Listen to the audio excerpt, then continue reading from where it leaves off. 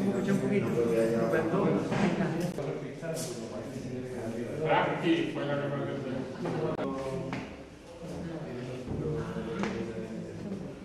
Bueno, buenas tardes. Vamos a comenzar la presentación de este libro que ha escrito fruto de la investigación Germán Calderón, que bueno, se pone en contacto con nosotros porque es de ilusión también presentarlo aquí en la Casa Hermandad y bueno, pues nosotros encantados de acoger siempre actos de este tipo que bueno, que nos ayudan también a conocer más, pues en este caso, una visión eclesiástica de lo que era Almonte y el Rocío en el siglo XVII. Así que pues le damos la bienvenida a él, pues también por acompañarnos a don Francisco y a José Antonio, y bueno, pues les dejo con él. Muchas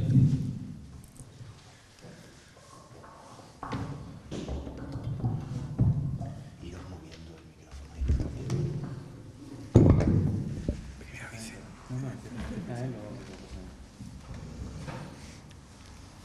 Buenas tardes. Buenas tardes. Bueno, presentar a Germán en Almonte no es ninguna novedad. Germán es muy conocido en Almonte porque además ejerce de almonteño en todos los foros, en todos sus escritos, en lo que al Rocío respecta, siempre es un gran defensor del protagonismo de Almonte. Por tanto, presentarlo no es nada novedoso, sino que es un almonteño más, tan almonteño como muchos de los que se encuentran en esta sala. Ya era hora que esta obra, La Villa de Almonte y el Rocío en el siglo XVII, a través de 3 visitas pastorales, ya era hora que esta obra se hubiese presentado, hubiese salido a la luz, porque es cierto que Germán hizo este trabajo hace ya por lo menos de 15 a 20 años. Yo la he citado en mis trabajos, suelo citarla siempre diciendo que es una obra inédita porque no estaba publicada. Él tuvo la gentileza y la gentileza de darme esta obra en un PDF que yo le he podido consultar siempre con su permiso y la he podido así, de esa manera, citar en muchos de mis escritos, en muchos de mis trabajos, porque es una obra vital para el estudio de Almonte en una determinada época, y una época tan interesante como es el siglo XVII, con lo que respecta al Rocío y a la propia villa de Almonte. Germán Calderón Alonso nace en Dos Hermanas y estudia bachillerato en el Colegio Claret de Sevilla para licenciarse después en Geografía e Historia por la Universidad Hispalense, en la actualidad en la especialidad de Historia de América. Estudia Teología en la Facultad del Norte de España, sede de Burgos. Ha presentado infinidad de comunicaciones y ponencias sobre temas históricos, religiosos de ámbito local. Ha sido profesor de religión en el Instituto de Almonte y en la actualidad ejerce de profesor de Historia en el Instituto Vista Azul de Dos Hermanas.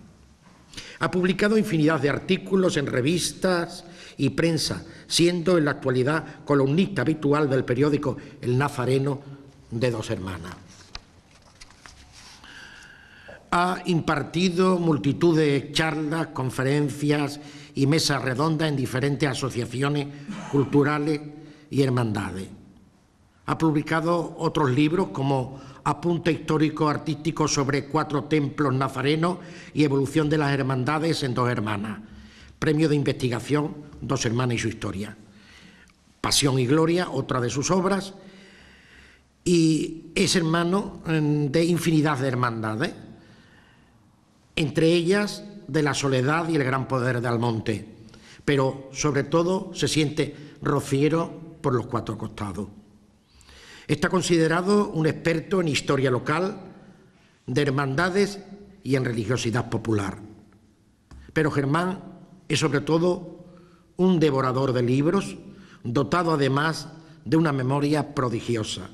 Lástima que hoy le haya salido un fuerte competidor, la Wikipedia de Google, la única que ha podido con él. Muchas gracias y enseguidamente doy la palabra a la editorial de esta obra.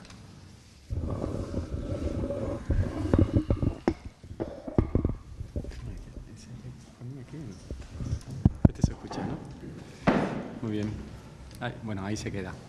Bueno, yo intento hablar de viva voz, si no, muchas gracias. Buenas noches y muchas gracias a todos los presentes por su asistencia. Mi nombre es Vicente González Prida y represento a la editorial Foro Sevillano. Antes de nada, en nombre de la editorial quisiera transmitir nuestro agradecimiento a esta Hermandad Matriz del Rocío en Almonte por permitirnos presentar este libro y presentar la editorial en su casa hermandad. Quisiera agradecer también a la Academia Andaluza de la Historia, que ha auspiciado y apoyado también la publicación de esta obra que hoy presentamos y que se titula La Villa de Almonte y el Rocío en el siglo XVII a través de 3 visitas pastorales. El Foro Sevillano es una asociación editorial que nace con el objeto de difundir la cultura, la historia, la ciencia, contribuyendo así al avance de la sociedad desde una óptica plural. Esta divulgación se realiza a través de publicaciones y facilitando a autores, investigadores y académicos que puedan dar a relucir el resultado de sus desarrollos intelectuales. Nuestra editorial, por consiguiente, está abierta a la publicación de ensayos, investigaciones y obras en general, procedentes tanto del ámbito de la universidad, de las academias, como es en este caso, de autores individuales. En este sentido, el libro que hoy presentamos es una obra escrita por don Germán Calderón Alonso, natural de Dos Hermanas.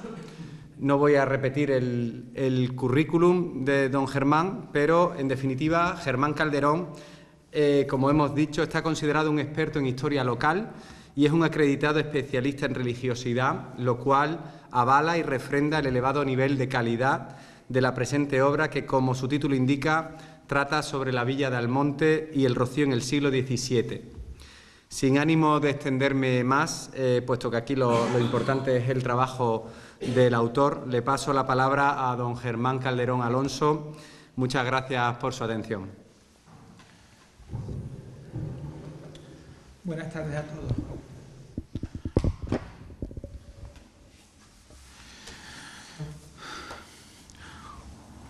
He escrito muchas veces de Almonte, me gusta mucho escribir de Almonte, aunque he escrito de muchísimos pueblos más, y me gusta sobre todo porque yo estoy muy vinculado a Almonte por lo que todos sabéis, por el Rocío, por la Virgen del Rocío. De la mano de ella entró yo en Almonte. He tenido la ocasión de ser profesor en un instituto suyo, soy hermano de 2 hermandades, he sido de la Junta de la Soledad, por ejemplo, y me gusta mucho todo lo referente al monte. Y una época que estaba sin apenas estudiar, digamos, es el siglo XVII. Entonces, existe mucha documentación en el Palacio del Arzobispado de Sevilla y yo localicé especialmente 3 visitas pastorales de este siglo y sobre ellas he escrito esta obra. Yo siempre espero que mis obras sean entretenidas y que no sean aburridas y procuro hacerlas más o menos amenas, aunque reconozco que aquí he tenido que usar mucho vocabulario técnico porque es lo lógico. ¿Qué se ven en estas visitas pastorales? En estas visitas pastorales se ve en primer lugar cómo era el estado del clero de Almonte, cómo eran los sacerdotes en Almonte. Los había muy observantes, muy religiosos y los había también un poco díscolos. Cuando lo lean ustedes lo verán. También se estudian las hermandades de Almonte de aquella época. Hay sobre todo un pleito muy famoso, yo ya lo he publicado, un pleito entre la Hermandad de la Virgen de Gracia y la Hermandad de la Virgen de Rocío. La Hermandad de la Virgen de Rocío estaba apoyada por parte de la nobleza y por el pueblo llano, mientras que la Virgen de Gracia estaba apoyada por otra parte de la nobleza. Y tuvieron un enfrentamiento, algo inconcebible ahora mismo en Almonte, pero que en aquel siglo XVII pues, hizo mucha pupa en la villa. También se habla de la nobleza de Almonte, lo que nos hablan los visitadores, y es muy curioso como nos habla que los almonteños son acaballerados, que son gente de reaño. Esto se ve, esto no es nada nuevo, todo el mundo sabe cómo son los almonteños, todo está muy marcado por la Virgen, es un pueblo de gente muy brava. Y esto ya en el siglo XVII era algo notorio, que era un pueblo de gente brava y de gente que estaba, y ya también está muy claro, se ve en el pleito de Gracia, que estaba muy alrededor de su Virgen, protegiendo a su Virgen. Todo esto ha podido tener conflictos a lo largo de la historia, pero yo creo que lo más importante y con lo que nos debemos quedar es con el amor del pueblo a la Virgen del Rocío, que es incalificable y que además no ha dejado nunca de ir en alza. Y nada más, yo solo quiero con este libro que se enteren ustedes un poco de cómo era Almonte en el siglo XVII, su nobleza, su pueblo llano, su clero, cómo eran sus iglesias, qué hermandades había. Hay que recordar porque Almonte ha tenido 13 iglesias, de las que ahora están introducidas a 3, la parroquia, el Rocío, que es un templo moderno, y en otro antiguo, y la ermita de San Sebastián, Burgo del Cristo, pero llegó a tener 13 iglesias, y muchas hermandades. Era un panorama religioso densísimo. El difunto Celestino, hermano de Manuel Ángel, decía que la Virgen del Rocío lo había tapado todo y las otras devociones se habían ido diluyendo. Pero lo cierto es que Almonte ha sacado fuerza de flaqueza y en el siglo XX tuvo otro reverdecer de las cofradías. Y sobre todo un reverdecer de las cofradías de Semana Santa hasta darnos lo que tenemos hoy.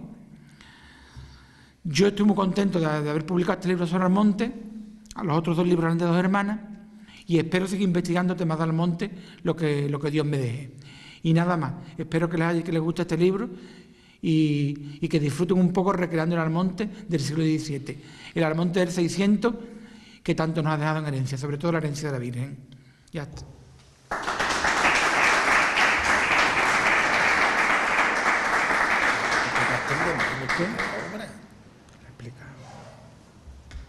Bueno, yo no sé si... ¿Hay alguna pregunta? Eso iba yo a decir, si alguien quiere preguntar algo. Yo pensé que él iba a extenderse mucho más, pero bueno, el libro tampoco es muy técnico, tampoco da como para ir contando cada visita una por una.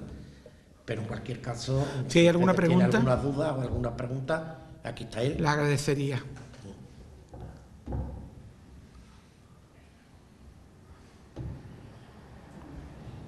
Las visitas, voy a preguntar yo, ¿las visitas solamente reflejan la vida de la hermandad, la vida de la parroquia, el clero de la parroquia, o también se circunscribe a los conventos existentes? Los 2 conventos que hay en la villa, de Jesús María, o de Nuestra Señora de la Victoria, de Mínimo, y el de la Encarnación del Hijo de Dios de Dominica, el de la Encarnación del Hijo de Dios no estaba sometido al obispo, estaba sometido a los superiores de la Orden Dominica. Los conventos de clausura tenían doble jurisdicción. Unos estaban sometidos al obispo y otros estaban sometidos a la orden. El de Almonte estaba sometido a la orden. Por tanto, el visitador solo dará datos muy leves. Y el convento del hombre era centro de derecho, porque era sometido a su misma orden, y también se dan algunos datos. Sobre todo en lo que se fija el visitador son el clero secular, que era muy numeroso, 17 y 18 clérigos.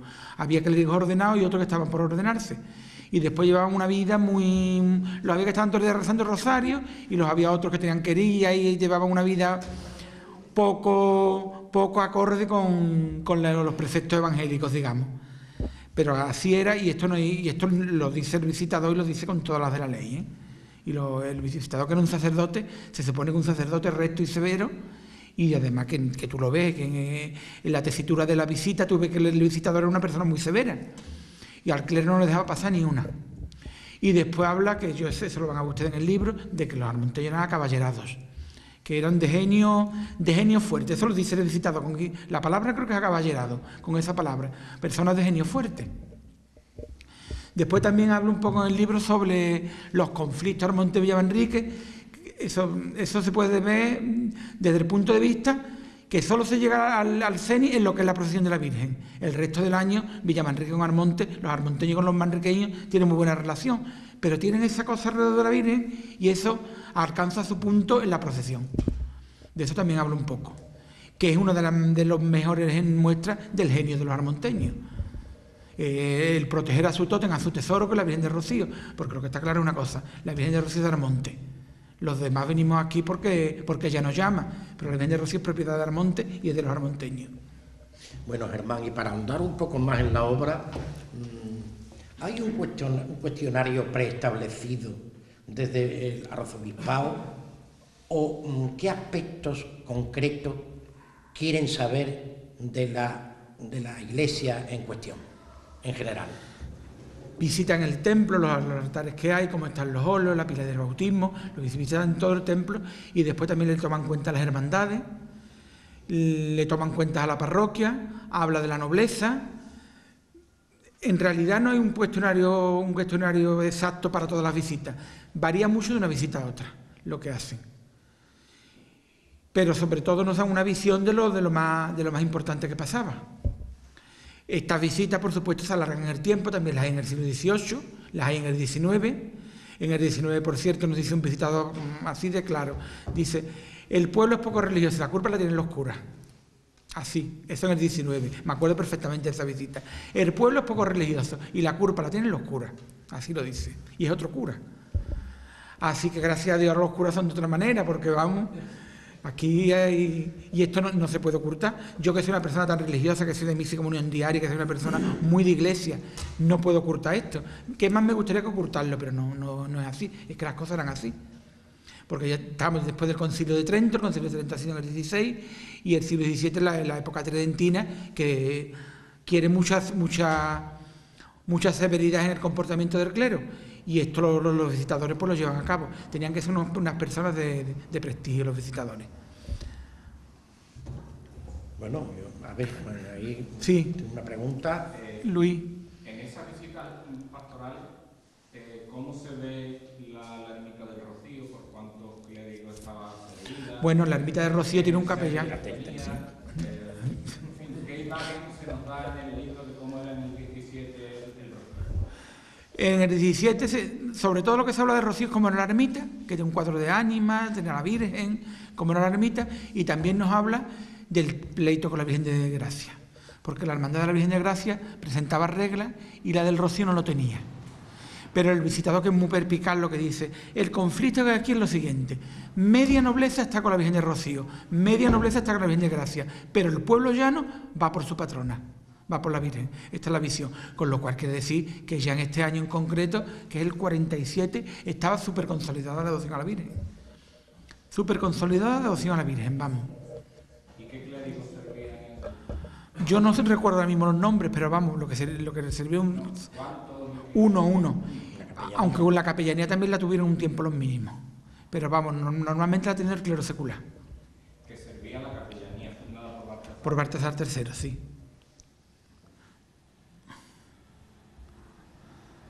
Pues no sé, ¿alguna pregunta más? Germán, yo tengo una pregunta. Sí.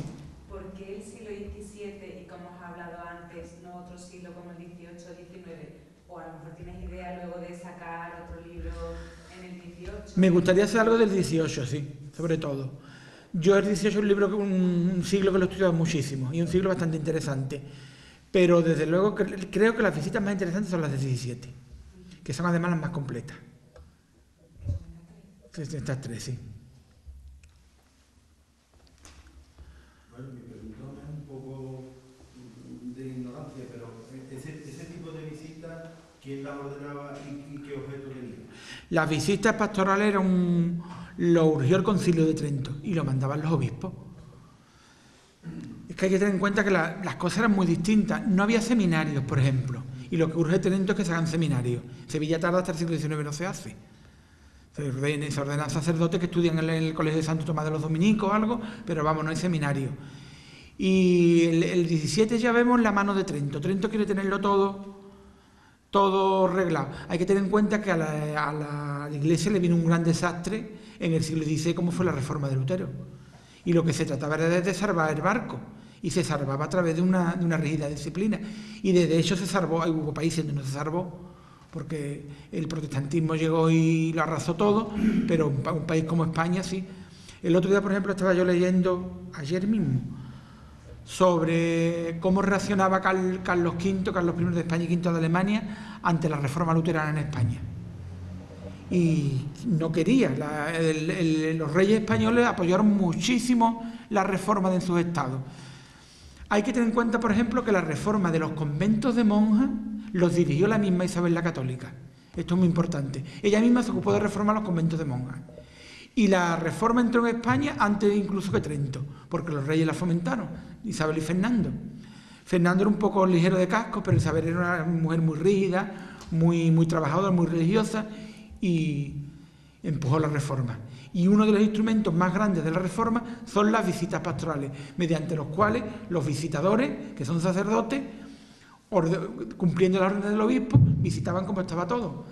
También se procuraba que el obispo en su vida visitara sus parroquias, en su pontificado, lo cual algunas veces hacía y otras veces no. Por ejemplo, el arzobispado de Sevilla, al que le pertenecía a Armonte, era grandísimo. Comprendía toda la actual diócesis de Huelva, la archidiócesis de Sevilla, la vicaría de Tebas, que ahora es el arciprestazgo de Campillo de Málaga, Miragenil en Córdoba, que es un barrio de Puente Genil, que antes era Villa Independiente, era extensísima. Y todo el obispado de Jerez, todo el norte de Cádiz. Con lo cual quiere decir que los obispos en su vida, hay veces que hacían la visita, otras veces no, pero tenían a los visitadores que eran sus ojos y sus manos. Era como una inspección. Era una inspección en toda regla. Una inspección y dura, ¿eh? Sigue el mismo esquema hasta ahora, ¿eh? Sí. El mismo esquema de visita igual. Sí, sí. Ahora mismo la visita es lo mismo. Viene, toma contacto con nosotros, con la asamblea, con la parroquia, visita, o sea, pasa revista con el secretario de todos los libros de cuentas, libros de apuntes Sacramentales, sí. todo. Y se hace el acto de la visita Y la travesía pastoral. Así está arreglada. no con tanta severidad, con más cariño y amabilidad.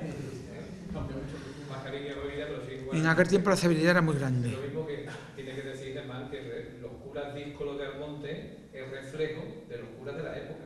Claro. Porque tú sabes Bueno. que en esa época determinada, los príncipes, o sea, los obispos y el papa vivían como príncipes y como mecenas, y el clero bajo lo tenían abandonado.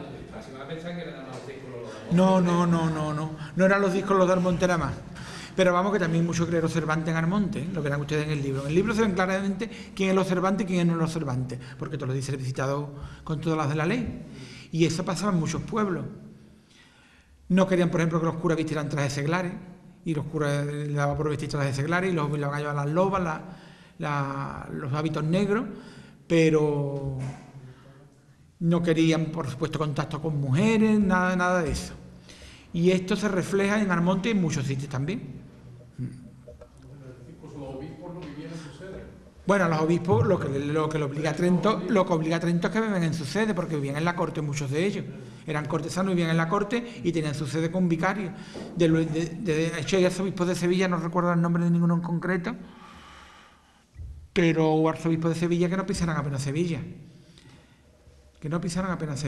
Hubo. Muchos de los curas que vivían de esa forma avancebados eran producto de las circunstancias que estaban viviendo, que estaban dejados de la mano de Dios, y para buscarse el comer, el vivir y el sentir un poquito de cariño y de calor, pues buscaban lo que buscaban. Buscaban lo que buscaban. Por esto no lo justifico, ¿eh? Por esto no lo justifico. Es que no tiene, es que eso, las cosas eran así. Yo ni lo critico ni lo apoyo, pero es que las cosas eran así. Las cosas eran así. Ahora que el Papa quiere tanto claridad, pues, que lo que el Papa quiere es claridad, es que no hay más remedio. ¿Qué pasa? Hermano, ¿hay un inventario de bienes en las visitas? Sí, hay inventario, sí. Se hacen inventarios de la parroquia, sí. Se controla Sí. la pertenencia. Sí. Y todo eso.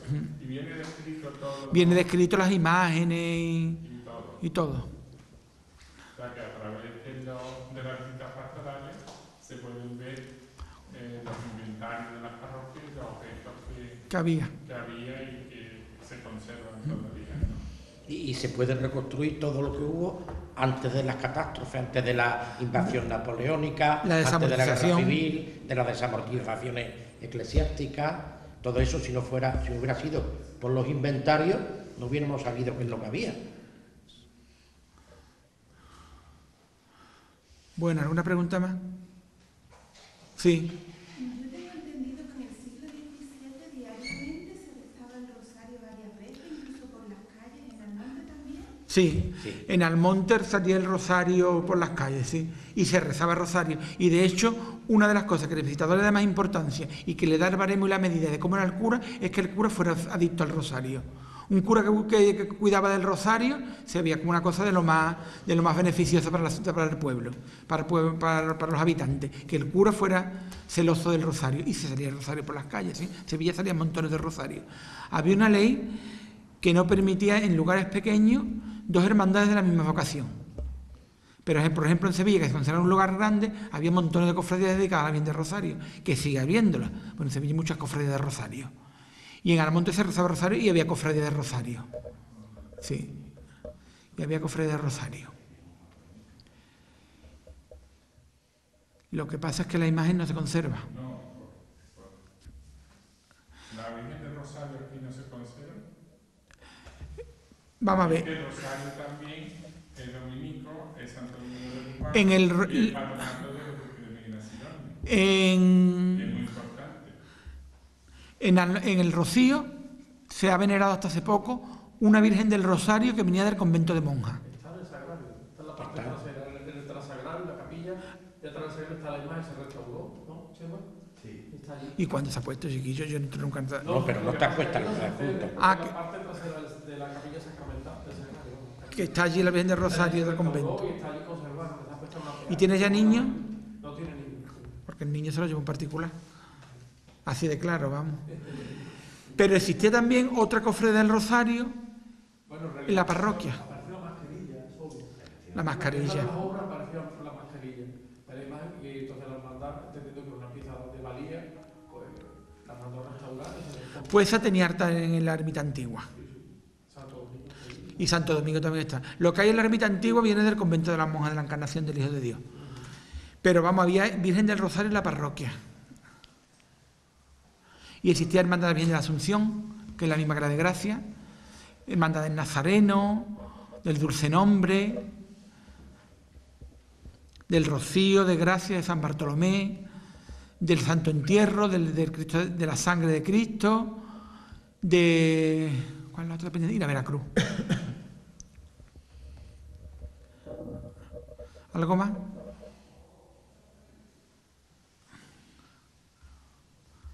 ¿Tú quieres otra pregunta? Yo ahora mismo no tengo más preguntas, pero cuéntanos tú algo del libro. Pero si todo lo que te estoy ¿Cómo lo contando has del libro... estructurado? ¿Cómo lo he estructurado? Vamos, lo que he seguido es las visitas pastorales año por año. Entonces, he tenido una introducción general y después he puesto cada año, los 3 años los he partido. Oye, Germán, una pregunta.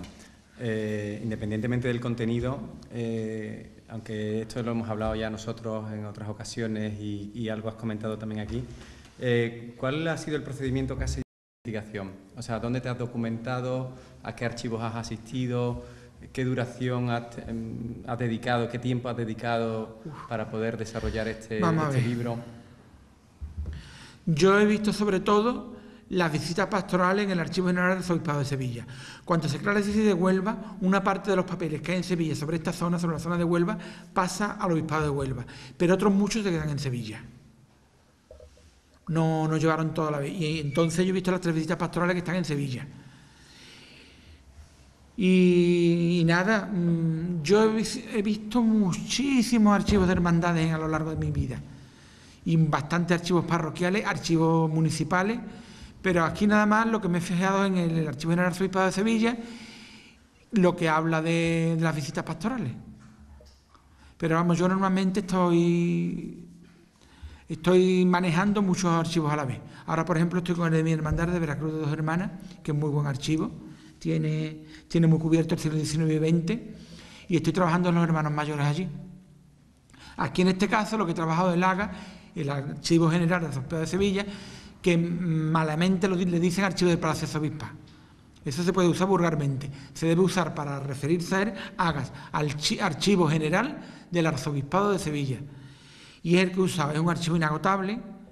Muchos investigadores hemos pasado por allí y seguiremos pasando. Y es un gran archivo. Y este es el que he usado. También he usado para cosas del monte en el Obispado de Huelva. En el Obispado de Huelva también lo he visto. Por ejemplo, yo descubrí en el Obispado de Huelva el testamento de Juan Medina el Viejo, de 1640, en que se habla ya de la cofradía de Santa María de la Rocina. En 1640, el testamento de Juan Medina el Viejo, el cual deja unas candelas, 1640, deja unas candelas para la cofradía de Santa María de la Rocina, lo cual quiere decir que ya estaba en esa época. Bueno. ¿Alguna pregunta más?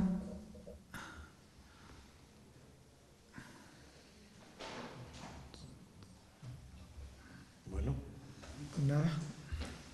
Pues finalizamos el acto. El libro está a la venta. El libro está a la venta.